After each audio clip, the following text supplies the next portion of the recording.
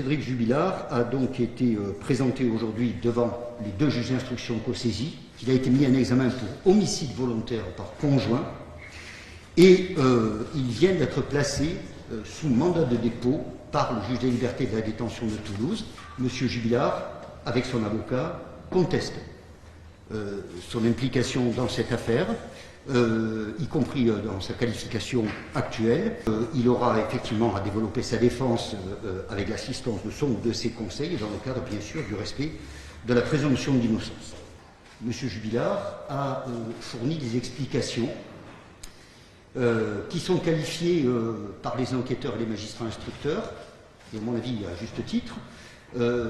d'explications qui ont été pour le moins évolutives, pour ne pas dire contradictoires, y compris entre elles, infirmées parfois par des témoignages ou des éléments scientifiques et objectifs qui ont été établis et sont versés au dossier, et même par des mensonges, puisque lui-même a évolué, y compris au cours de sa garde à vue, sur plusieurs points et dans différentes déclarations, tout en continuant, je le répète, à contester les faits qui lui sont imputés aujourd'hui. S'agissant du couple Jubilard, contrairement à ce qui avait été dit et soutenu, y compris par l'intéressé, ce contexte de séparation était très conflictuel et donnait lieu à de fréquentes disputes. Ce qui est bien expliqué par l'ensemble des témoins et de la famille, c'est qu'en réalité, Cédric Jubilard avait une très grande difficulté au point de vue affectif et matériel à accepter cette séparation, la vivait très mal,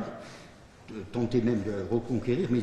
son épouse, mais d'une manière particulièrement intrusive et agressive, puisqu'il pouvait se montrer brutal, grossier, agressif, y compris envers ses enfants, que son fils, âgé de 6 ans, qui a été entendu, a fait des déclarations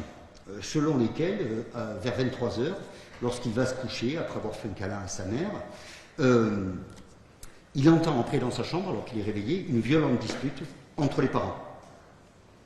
Et puis, au même moment, juste après 23 h,